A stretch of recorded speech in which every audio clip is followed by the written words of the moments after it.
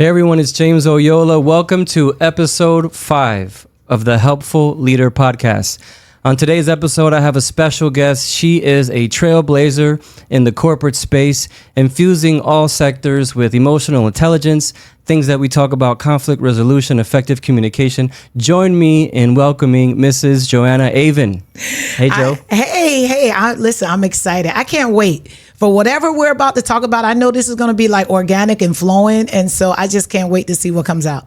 I'm excited too, and I think everyone watching and listening, we have been on this show. We've been talking a lot about leadership, leadership in and outside of the workplace, not just related to business, but families, personal projects. And so let's start there, Joe. What is it that you do, and what do you have going on right now professionally?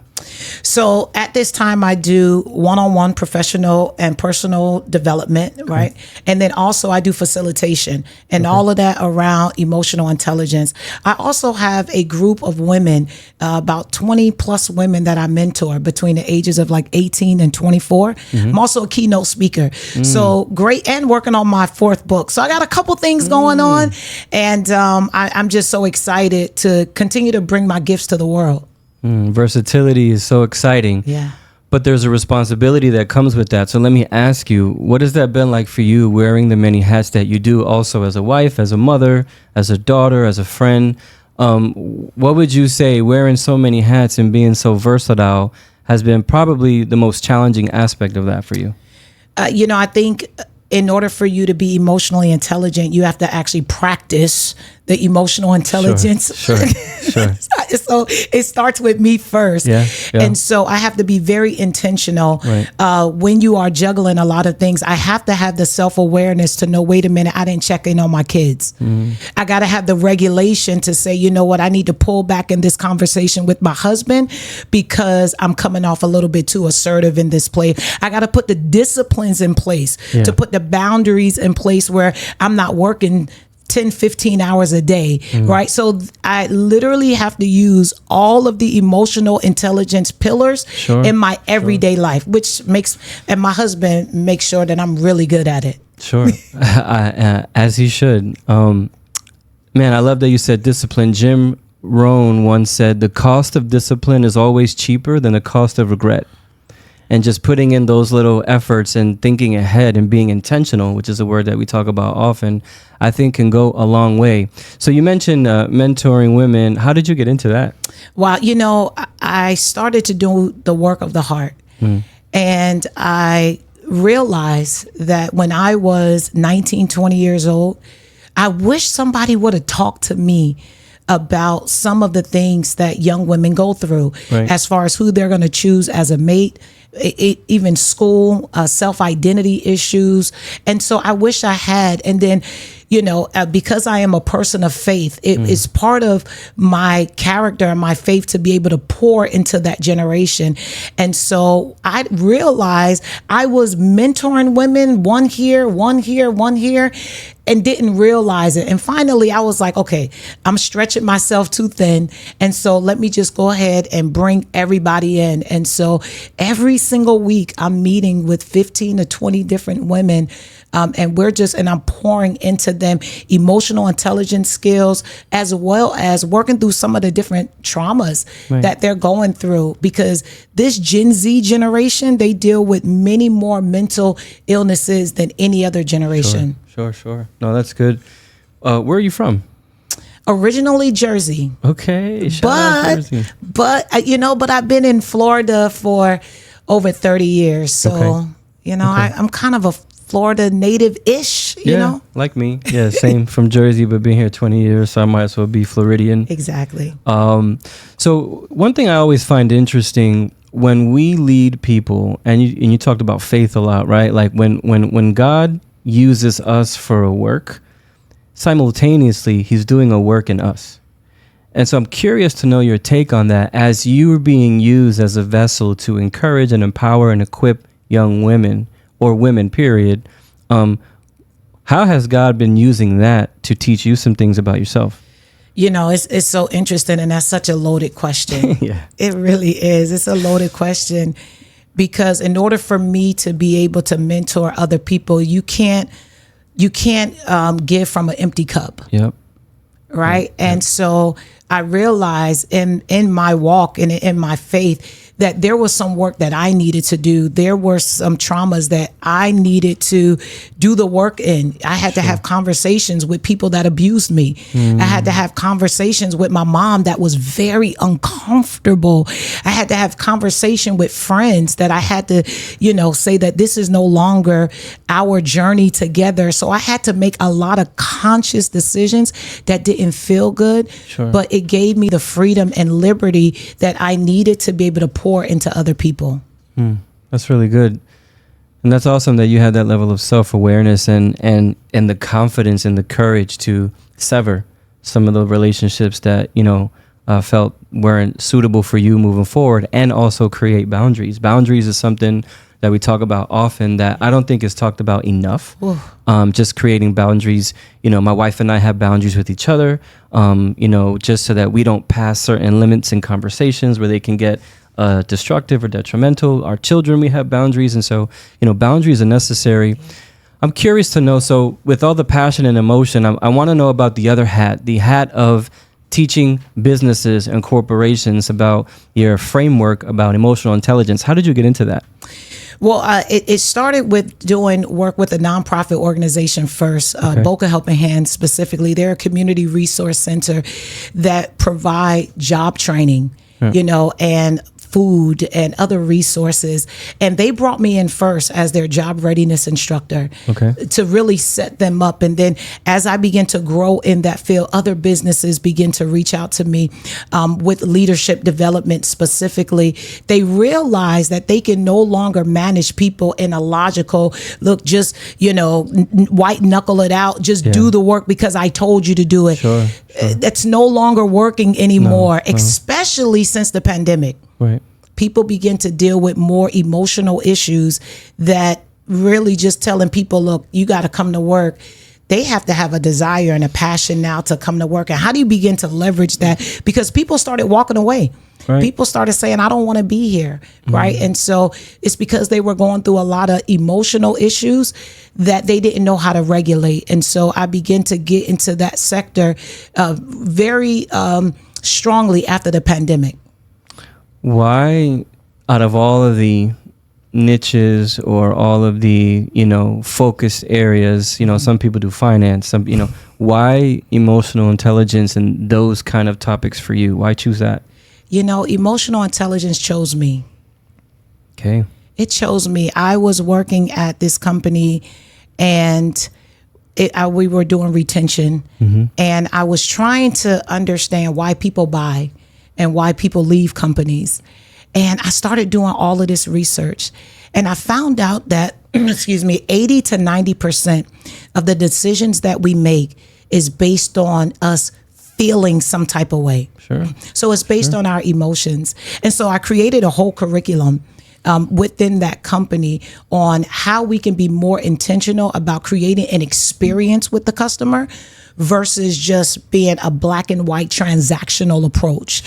And so the more and more I taught this curriculum, the more and more I was floored by it, because I'm like, why aren't people talking about this?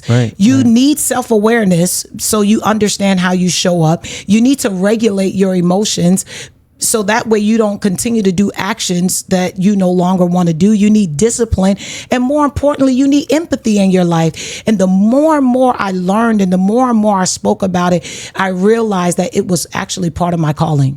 Man, my head feels like the emoji with the exploding head emoji. That's how I feel right now, because you're saying so many awesome things.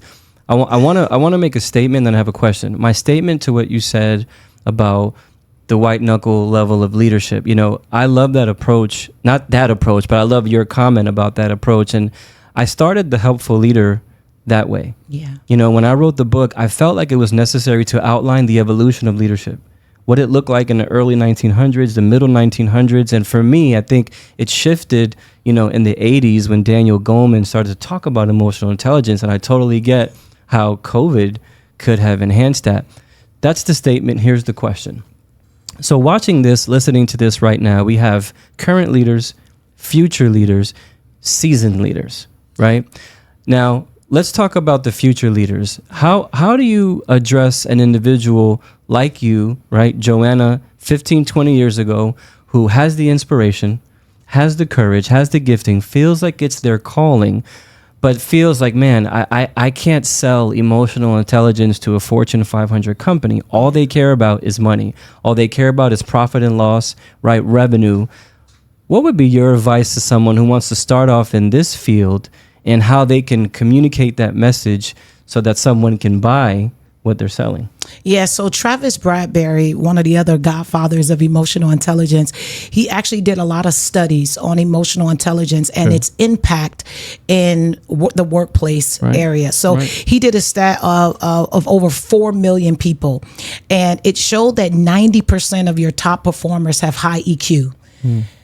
Which actually attributes to 58% of their job performance. Wow. Now, they are able to earn $29,000 more annually than their low EQ counterparts. And so as a business owner, if you are looking to increase revenue, if you are looking to increase morale, if you are looking to lower, your turnover, emotional intelligence is that missing piece that a lot of companies have not focused on as until recent. Oh, yeah. I agree. I hope you guys wrote that down. I hope you're taking notes. Don't be texting and driving, but you got to get that because, man, that was a gem right there. And it's true. Yeah. It's just now within the last, 10, 15, 20 years that companies are starting to actually care about how people feel. Yeah.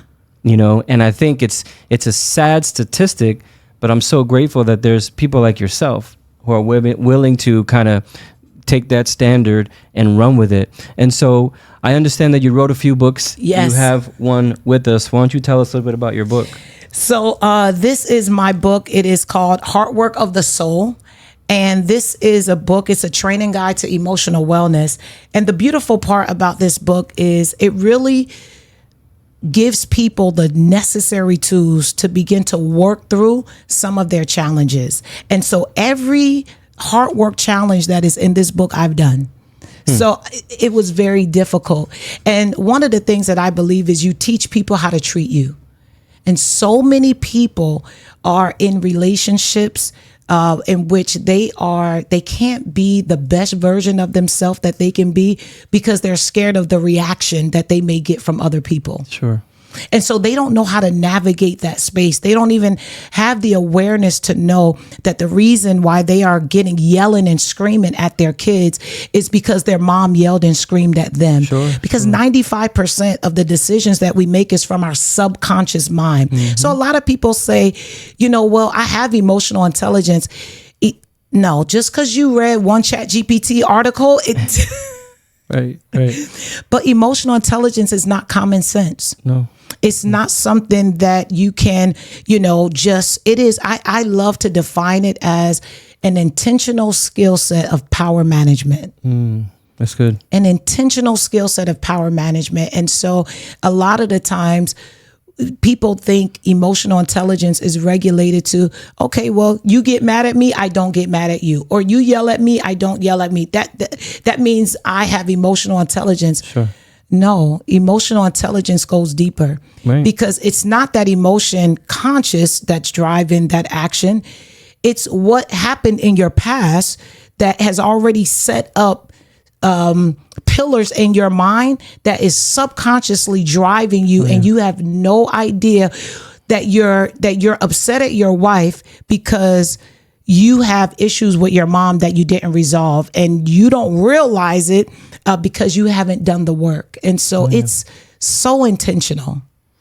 It is. And so, Joe, you have an audience right now at this moment, right? And so I want you to do something for me. Okay, I got you. I want you to look into that camera right there. And I want you to tell everybody watching and listening why they need your book. If you are sick and tired of being sick and tired, if you have been stuck in a cycle, doing the same thing, expecting a different result is insanity. If you have been suffering from a limited mindset, every time you try to put 3 steps forward, you get 3 steps back.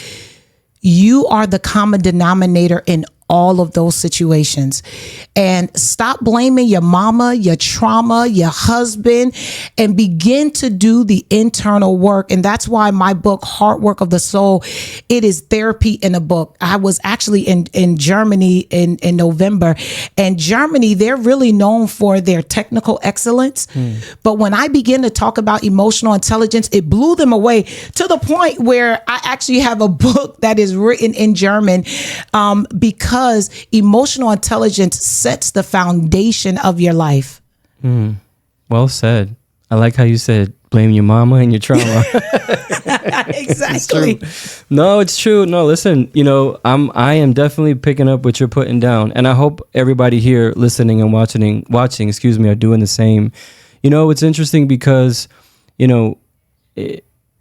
I like to look at emotional intelligence as like, the greatest opponent we're going to have in life is the person that we see in the mirror, right? That is the one that's going to be the sole influencer of your victory and your defeat. And so when I look at the process of EQ, for me personally, it's always been about that. And I first learned about emotional intelligence in this random training. It was like in 2011, and the corporate trainer was just introducing it, and it wrecked me because I thought I had charisma, personality. I thought I had everything going for me. And I started to be enlightened that I had blockages. I had things in my heart. And I love what you said, Joe, because, the Bible talks about it's easy to love people who love you. Yes. But what about loving people who hate you? Right? Like that's hard. And that starts internally. And so we have a question here that we ask, and I feel like it's unfair to ask you because we talked about it so much, but I'm going to ask you anyway. So here's our helpful leader's signature question. So if you were a leadership superhero and you had to save the world and your superpower can be only one of three things, I'm going to tell you what those options are. What would the superpower be and why? So option number 1 is conflict resolution skills. Option number 2 is emotional intelligence. Option number 3 is effective communication. Now you have a chance to save the world as the leadership superhero or heroine. Which superpower would you choose and why? Oh man. Well, James, really? Yeah. Like I have to emotions impact your communication. Sure. Because your miscommunication is always one of the biggest things, but you have been speaking your native language since you were about 2 years old. So you have the words. Right. The words is not the problem.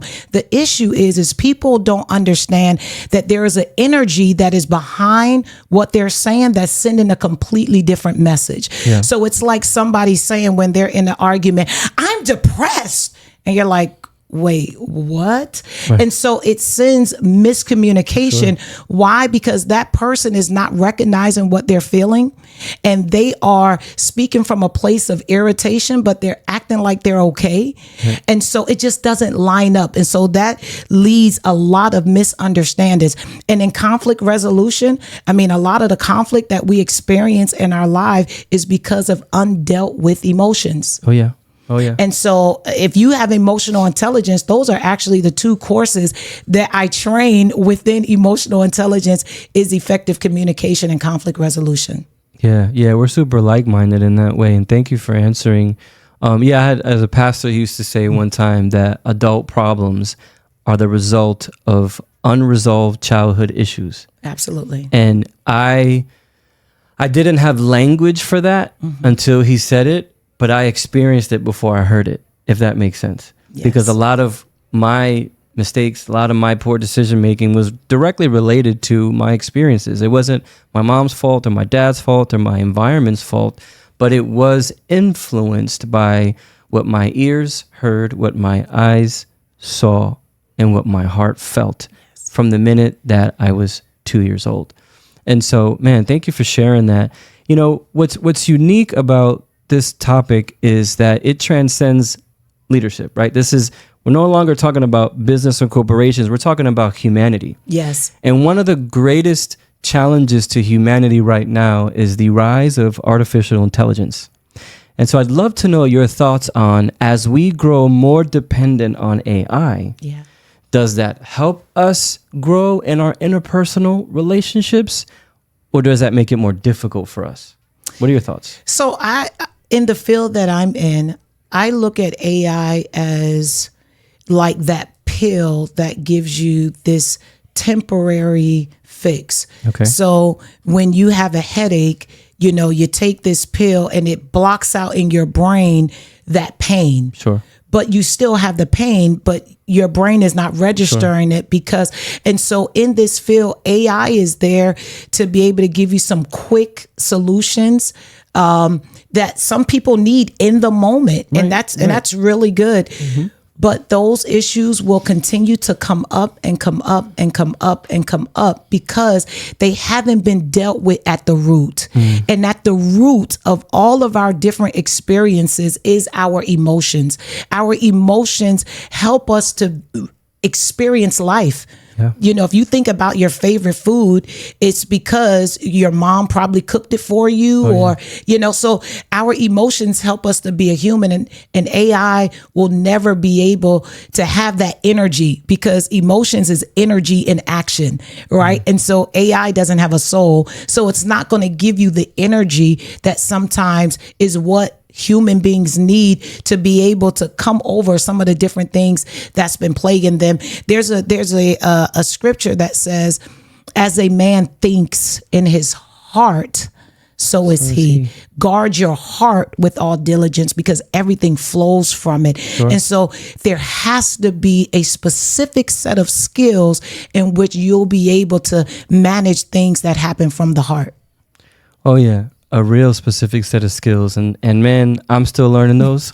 That's one thing I'm super grateful for, is that this work that we do with being advocates for emotional intelligence, advocates for, the regulation of our feelings. There's a difference between emotion and emotion. Yeah.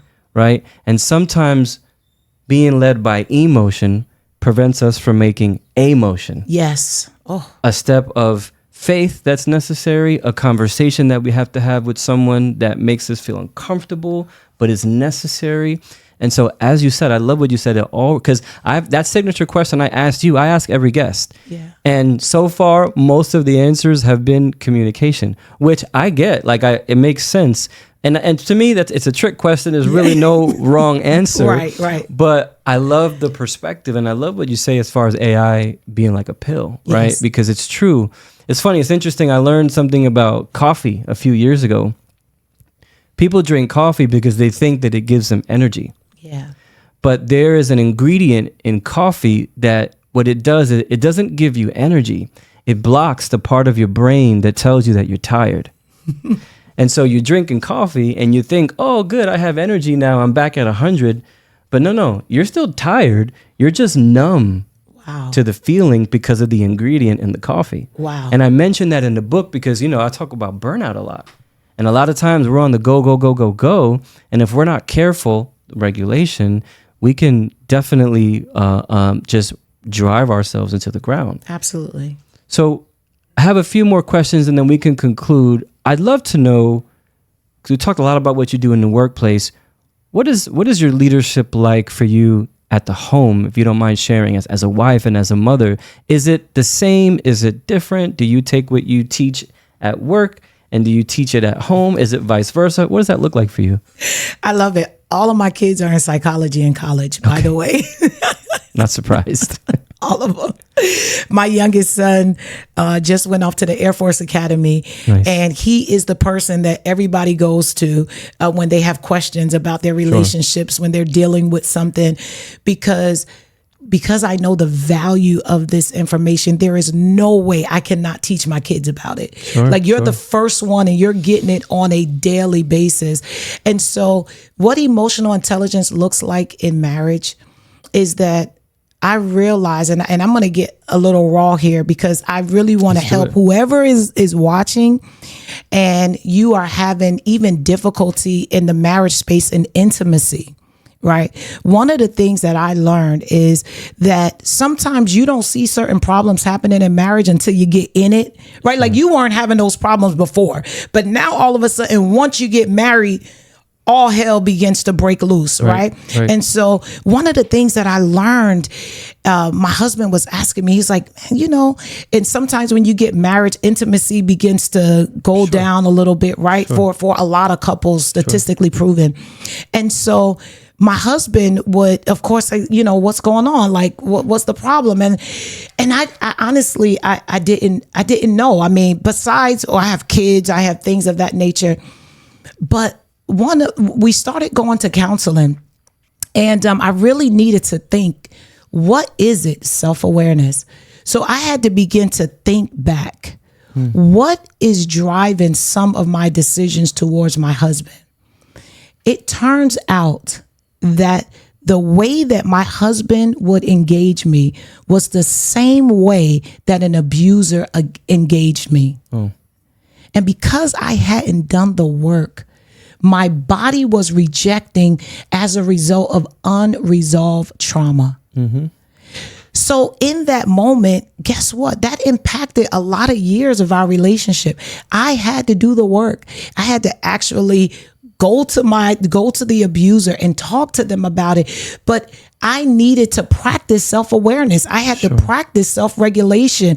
And then we had to put boundaries in place on how we're going to move forward. And so even in raising your kids, right, emotional intelligence says, when you're so angry at your kids and you're yelling at them, but they're kids. Why are you expecting them to be adults?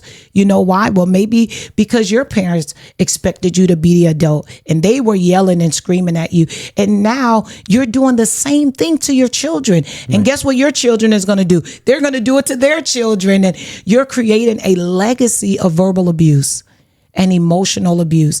And this is why emotional intelligence is so important in the job, as a mother, as a wife, as a friend, as a brother, as a sister. It covers all of those spaces. I was telling my wife the other day, actually this week, I was saying, man, talk a lot about unintentional and intentional offenses. And I was just sharing with her through text, like, man, every day I'm being challenged with how I respond to being unintentionally offended. Yes. Right? And how I reconcile that. And one of the second things in the text was, like, the greater thing, though, is a conversation I have with myself as to why I feel the way I feel.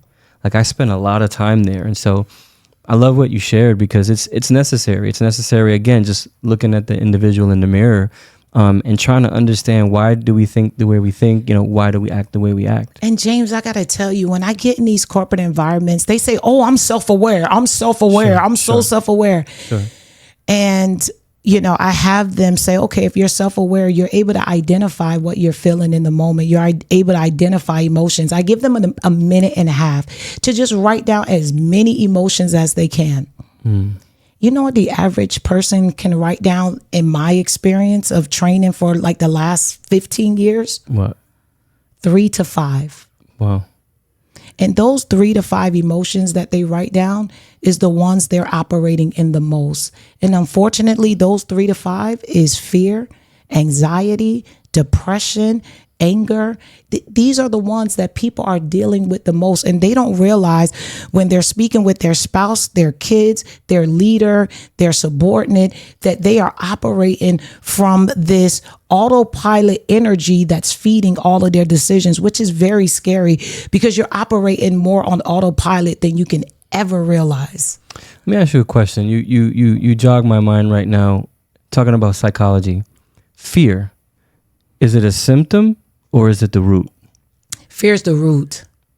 Fear is the root of many of the issues that we have and the actions that we do or don't do.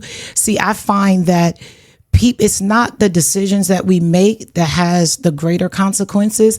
It's the ones that we don't make. Sure. That has the last longer. And those decisions that we don't make is riddled in the root emotion of fear. That's good. What would you say your leadership philosophy is? Treat everybody better than the way that you want to be treated. Says the good book. Because Maya Angelou says, people may forget what you said, People may forget what you did, but people will never forget how you made them feel. As a leader, how do you want to be remembered? You know, as a mother, how do you want to be remembered? As a father? So what if you got the cars? I ask everyone, shoes, money. I ask everyone in my classes, if you had a choice where your father could give you brand new J's, okay, or spend the day with you, which would you prefer? It wasn't even a question. Right. Spend the day with my father, right? And it's that type of connection, that heart connection, that we need to honestly make this life a better place. Man, that's really good. So we're close to our time, but I want to give our audience an opportunity to stay in contact with you. What are your socials? How can they connect with you and just continue to learn about what you're doing? Yeah, absolutely. So if you want to get this book, Heart Work of the Soul, you literally go to heartworkprecision.com. That's heartworkprecision.com. You'll be able to get that. Also, if you want to look up on Facebook, Instagram, it's my name, Joanna Avin, all together. I strongly encourage you to follow me because I put out a lot of emotional intelligence nuggets. Sure. And just inspiration and motivation. And so if you're feeling low one day, you know, I may have a video that might be what you need in that moment. I don't know. But those are the different places where I can be found. So heartworkprecision.com, and then my name, just Joanna Avin, on Facebook, Instagram, and TikTok. Thank you. Thank you for that. Well, that's our time for episode 5 of the Helpful Leader podcast. As always, whatever was downloaded onto you today, do not just be a hearer of those words, but be a doer. Thank you for your time, and we'll talk soon.